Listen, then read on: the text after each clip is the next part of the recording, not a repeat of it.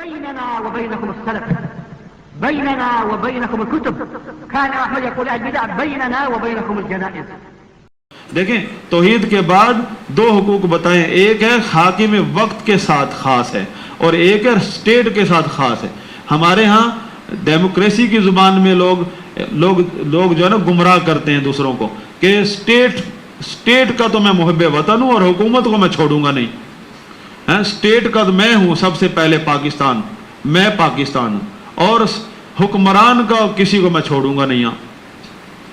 آپ کوئی آ جائے باہر سے وہ کہ جو جامعہ بکر کی انتظامیہ ہے ان کو تو میں چھوڑوں گا نہ ان کے گارڈ کو چھوڑوں گا، نہیں جامعہ کے ساتھ میں مخلص ہوں. مخلص تو پھر وہ ہمارے مال سے ہوا نا، ہمارے ساتھ مخلص تھوڑا وہ تو چاہتا ہے کہ کرسی چاہتا ہے، ملک کو یرغمال بنانا چاہتا ہے.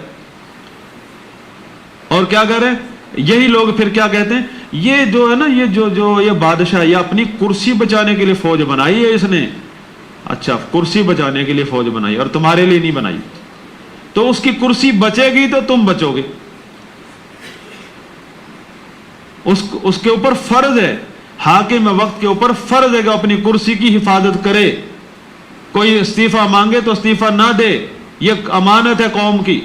حاکم وقت کی گردن میں امانت ہے کرسی. یہ تھوڑا کہ کوئی دھرنا دے کے بیٹھ جائے اور استعفیٰ مانگے دے لو پکڑ لو. یہ تو پھر ہم قوم کو مایوس کر دیا اس نے. سیدنا عثمان رضی اللہ عنہ کو یہی فرمایا تھا کہ اللہ تعالیٰ تمہیں قمیض پہنائے گا امانت کی، یعنی خلافت تیرے گلے میں آئے گی اور لوگ کہیں گے کرسی یہ قمیض اتار دو، یعنی استعفیٰ دے دو. فرمایا تھا نہیں دینا. عثمان رضی اللہ عنہ کو فرمایا. عثمان رضی اللہ عنہ نے شہادت قبول کر لی اور نہ فساد ہونے دیا مدینہ میں، اپنی جان بھی دے دی.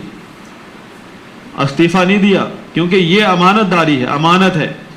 استعفیٰ نہیں دے سکتا آدمی چاہے چھوٹے سے عہدے پر بھی. آپ کوئی کہے آپ ہٹ جاؤ میں آ جاتا ہوں، آپ کا سینئر خلیفہ اور حاکم وقت کا تو کوئی سینئر نہیں ہے شریعت میں، وہ فیصلہ کرے. اس کو حاکم اسی لیے کہا گیا، وہ معزول کر سکتا ہے، اسے کوئی معزول نہیں کر سکتا شریعت میں، الا یہ کہ وہ کفر بوا کا مرتکب ہو جائے، وہ الگ مسئلہ ہے. پھر آپ کا حاضر سروس حکمران اس کو نہ اہل قرار دینے کا حقدار ہے شریعت میں اور نہ اسے کوئی معزول کرنے کا سوچنے کا حقدار ہے.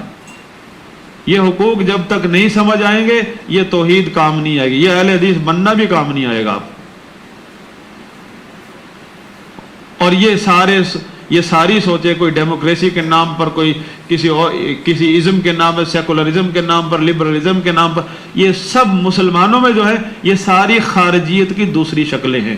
یہ صرف جو ہے نا ان کے اوپر سٹیمپ لگ کر آئی ہے باہر کی یورپ کی، ہے وہی خارجی افکار ہیں، غلیظ ترین افکار ہیں جس نے مسلمانوں کی ریاستوں کو توڑ کے رکھ دیا ہے. ریاستیں موجود ہیں، اندر پاور ختم کر دی ہے اور پاور مسلمان کی ریاست کے اتحاد میں ہے. اور ریاست کا اتحاد جو ہے سیدنا عمر رضی اللہ عنہ نے فرمایا تھا لا اسلام الا بالجماع، اسلام نہیں ہے بغیر جماعت کے. جماعت، اب لفظ جماعت آتا ہے تو فوراً ہر کسی کے ذہن میں آتا ہے ید اللہ علی الجماع، میری جماعت پر اللہ کا ہاتھ ہے. تمہاری جماعت کون سی؟ مسلمانوں کی جماعت ہوتی ہے. جو آپ نے اپنی بنائی ہے وہ تو ایک قسم کا آپ نے دکان بنائی ہے. ایک مسلمانوں کی جماعت ہے اور مسلمانوں کی جماعت کیا ہے؟ وہ حکمران کی قیادت میں ہوتی ہے. مسلمانوں کی جماعت بمعنی اجتماع ہے، جماعت بمعنی اجتماع ہے. یہ شیخ اسامہ ذرا تھوڑا توجہ فرمائیں، میری بات ذرا سن لینے دیں پھر آپ سنا لینا، سمجھا لینا. کیونکہ اس میں مسلمانوں کی جماعت جو ہے، لفظ جماعت آیا حدیث میں اور اس کی بہت اہمیت آئی ہے، حتیٰ کہ یہاں تک اللہ کا ہاتھ جماعت پر ہے. جماعت کا مطلب ہے اجتماع. اجتماع کا سادہ لفظ ترجمہ اتحاد، مسلمانوں کا اتحاد، صرف خالی ایک مسلک والوں کا نہیں، امت مسلمہ کا اتحاد فرض عین ہے. اور اس کی شکل کیا ہوگی، کس طرح ہوگا، وہ موجود ہے. آپ اس کو مضبوط کرنے کا حکم ہے. مسلمانوں کا اتحاد جو ہے وہ اس کو نبی صلی اللہ علیہ وسلم کی زبان میں کہتے ہیں جماعت المسلمین، یعنی مسلمانوں کا اجتماع، اور وہ ہے فرمایا تلزم جماعت المسلمین و امامہم، مسلمانوں کی جماعت کو لازم پکڑو اور ان کے حکمران کو۔ اب حکمران کی خرابیاں نبی صلی اللہ علیہ وسلم نے خود بتائی، حکمرانوں کا فتنہ نبی صلی اللہ علیہ وسلم نے خود بتایا، اس کے باوجود ہمیں جو ذمہ داری ہے وہ ہماری ذمہ داری ہے کہ معروف میں اطاعت کرنی، اور جہاں اللہ اور اس کے رسول کی نافرمانی ہوتی ہو ہمیں آزاد کر دیا اللہ کے نبی نے کہ آپ پابند نہیں ہیں وہاں، اور بلکہ وہاں اللہ کی نافرمانی میں کسی کی بات نہیں مانی جا سکتی، لیکن اس کا مطلب یہ نہیں کہ آپ بغاوت کریں۔ اور دوسرا فتنہ یہ بتایا کہ جہنم کے دروازوں پر کھڑے ہوں گے، دعوت دے رہے ہوں گے، جس نے بھی ان کی دعوت مان لی وہ جہنم میں اٹھا کر پھینکیں گے۔ صحابہ نے پوچھا کون، ان کے علامات کیا ہے؟ فرمایا ہم من جلدتنا، ہماری قوم سے ہوں گے وہ، اور وَيَتَكَلَّمُونَ بِأَلْسِنَتِنَا، ہماری زبان استعمال کریں گے، بولیں گے، ہماری بولی بولیں گے۔ ہماری بولی کیا ہے؟ ہر مسلک فرقے والے کی اپنی بولی ہے، آپ اس کی بولی سے پہچان جاتے ہیں، چاہے اس نے لباس ڈاکٹر ذاکر نائک والا پہنا ہو، پہچان جائیں گے یہ بریلوی ہے، یہ دیوبندی، یہ شیعہ، یہ اہل حدیث ہے، اور اہل حدیثوں میں کون سی جماعت کا یہ بھی پہچان جائیں گے، دیوبندیوں میں کون سی جماعت کا یہ بھی پہچان جائیں گے، صرف اس کی بولی سن کر، زبان سن کر پہچان جاتے کہ نہیں؟ اتنی صلاحیت ہے نا آپ میں، پھر کیوں کہتے ہیں کہ ہمیں سمجھ نہیں آتی کچھ؟ سب کی بولیاں پہچانتے ہیں آپ، صرف آپ چاہتے ہیں کہ بولی آپ کی مرضی کی ہو۔ تو اللہ کے نبی نے فرمایا ہماری بولی بولیں گے، یعنی مسلمانوں کی۔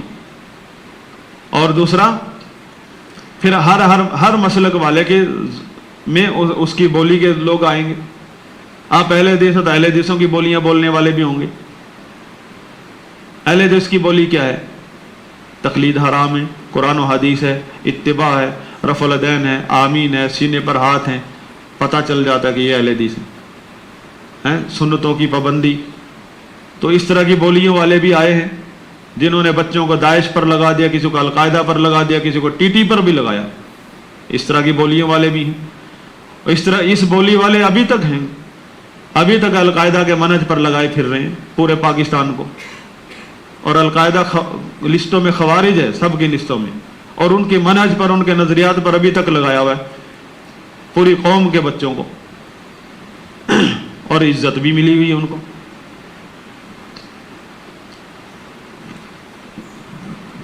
تو اللہ کے نبی صلی اللہ علیہ وسلم نے حکمرانوں کے فتنے کے بعد دوسرا فتنہ یہ بتایا ہے داعیوں کا، دعات علی ابواب جہنم، کہ داعی ہوں گے، دعوت دینے والے، اور بلائیں گے، جہنم کے دروازے پر کھڑے ہیں۔ کیا مطلب؟ کہ مطلب ان کی دعوت جو ہے وہ سنت کے مطابق نہیں ہے، ان کی دعوت جو ہے منہج اہل سنت سے ہٹی ہوئی ہے، کیونکہ جو دعوت بھی منہج اہل سنت سے ہٹی ہوگی وہ جہنم اس کا انجام ہے۔ جیسے اللہ تعالیٰ نے فرمایا نولیہ ما تولی ونصلی جہنم وساءت مصیرا، جو لوگ رسول اللہ صلی اللہ علیہ وسلم کی مخالفت کرتے ہیں ہدایت واضح ہونے کے باوجود، اور صحابہ کے مسلک کو چھوڑ کر کوئی اور راستہ اپنا لیتے ہیں، فرمایا ان کو ان کے حال پر چھوڑ دیا جاتا ہے، جدھر جا رہے ہیں جاتے ہیں، وہ سمجھتے ہیں کہ ہم دین پر چل رہے ہیں، وہ نسلی جہنم، آخر کار وہ جہنم میں جاتے ہیں، اور بہت برا ٹھکانہ ہے ان کا۔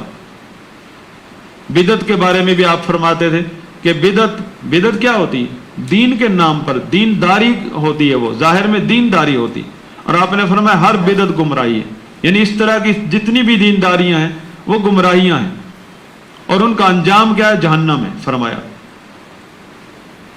اور یہاں یہ بخاری مسلم کی حدیث ہے، یہ جب فتنوں کی بات پوچھی جا رہی ہے، حالات پوچھے جا رہے ہیں، امت مسلمہ کے حالات بتائے جا رہے ہیں، نبی صلی اللہ علیہ وسلم حالات پر بات کر رہے ہیں۔ پہلے بتایا حکمرانوں کا فتنہ، اور اس میں پھر بھی آخر کار دعوت یہ دی ہے کہ آپ نے انہی کو اپنا امیر سمجھنا ہے، یعنی یہ جو ایک لابی ہے ہمارے اندر، خاص طور پہ لابی سارے سیکولر، لبرل اور خارجی سوچ کے لوگ جتنے بھی ہیں، ایک بات پر متفق ہیں، عوام کو ڈراتے ہیں کہ یہ حکمران جو ہے نا، یہ حکمران تمہیں بیچ کر خود چلے جائیں گے، انہوں نے چاند پر پلاٹ لیے ہوئے، وہاں چلے جائیں گے یہ، براستہ امریکہ اور تمہیں چھوڑ جائیں گے یہاں اور تمہیں کھائے گا ہندوستان, تمہیں بیچ جائیں گے.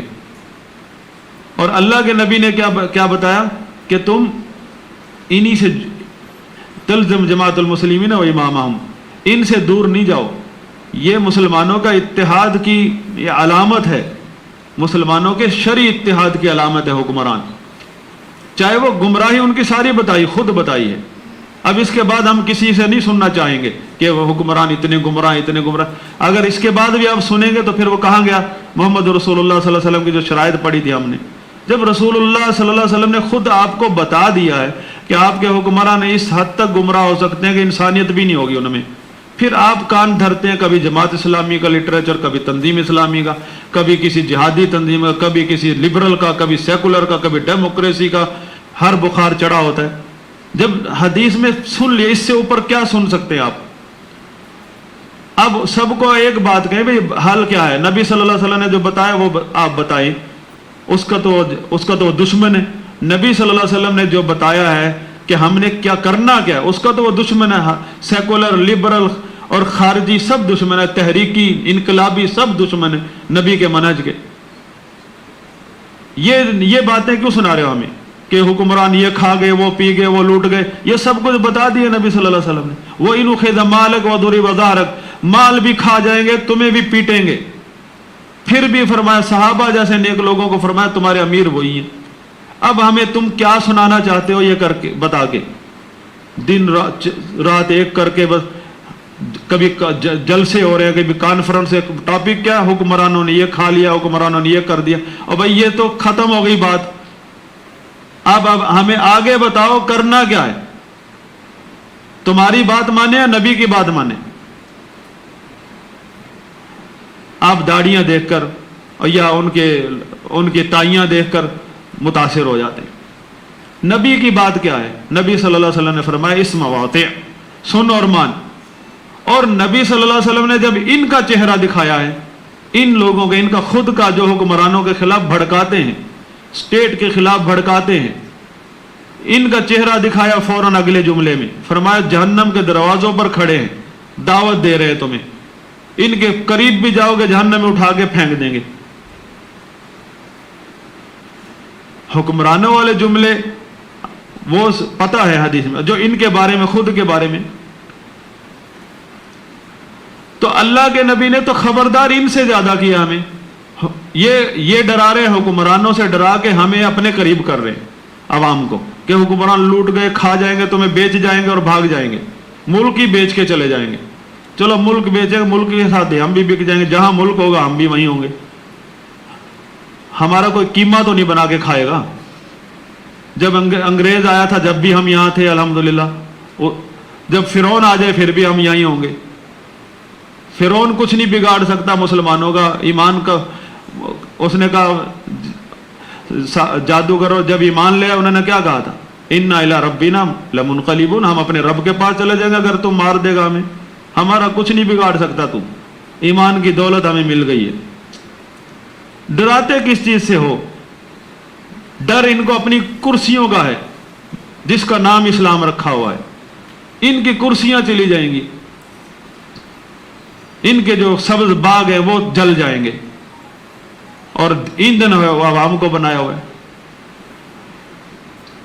تو اللہ کے یہ جو فتنہ بتایا نبی صلی اللہ علیہ وسلم نے کہ جہنم کے دروازوں پر کھڑے دعوت دے رہے ہیں, پڑھیں حدیث میں, اس کی شرح میں پڑھیں ائمہ کرام نے کن کے بارے میں نشاندہی فرمائی. یہ کون لوگ ہیں؟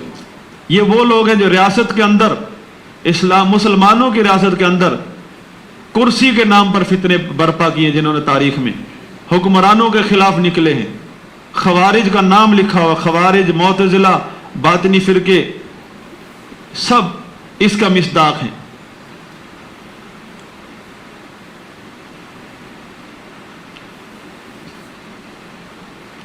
لہذا نبی صلی اللہ علیہ وسلم نے, صحابہ نے پوچھا یا رسول اللہ پھر ہمیں کس طرح بچیں گے ہم ان سے؟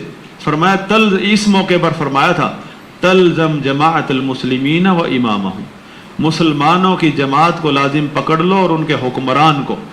حکمران سے تو یہ ڈرا رہے ہیں آپ کو جن سے اللہ کے نبی نے ڈرنے کا حکم دیا ہے. حکمران سے یہ لوگ یہ اس لیے ڈراتے ہیں کہ اللہ کے نبی نے ان سے بچ کر جو پناہ گاہ بتائی ہے وہ حکمران ہے اور اسٹیٹ ہے۔ جماعت المسلمین جو ہے وہ مسلمانوں کا اجتماع، یعنی امت مسلمہ کا اتحاد جو حکمران کی قیادت میں ہوتا ہے۔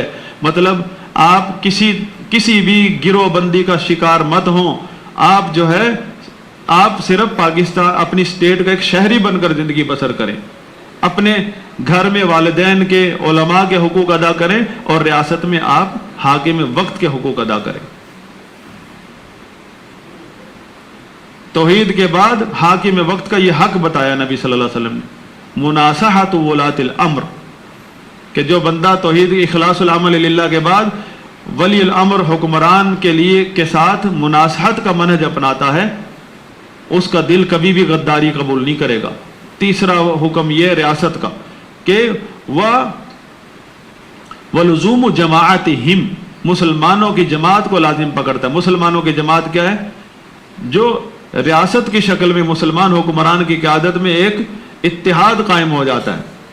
اگر یہاں ہم کسی جنگل میں رہتے ہوں اپنے اپنے قبیلوں کی شکلوں میں، ایک قبیلہ شیعوں کا، ایک قبیلہ بریلویوں کا، ایک قبیلہ دیوبندیوں کا، ایک قبیلہ اہل حدیثوں کا، کیا ہوگا؟ اور ریاست کی شکل میں نہ ہو، اسٹیٹ نہ ہو، وہ جنگل میں رہتے ہوں، تو یہ مشرکین عرب والا منظر پیش کریں گے سارے۔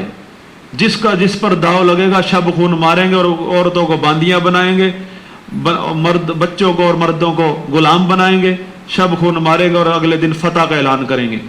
اور پھر کیا ہوگا؟ آخر میں کیا ہوگا؟ آپس میں ایک دوسرے پر شب خون ماریں گے، آپس میں پھر کرسی کے لیے۔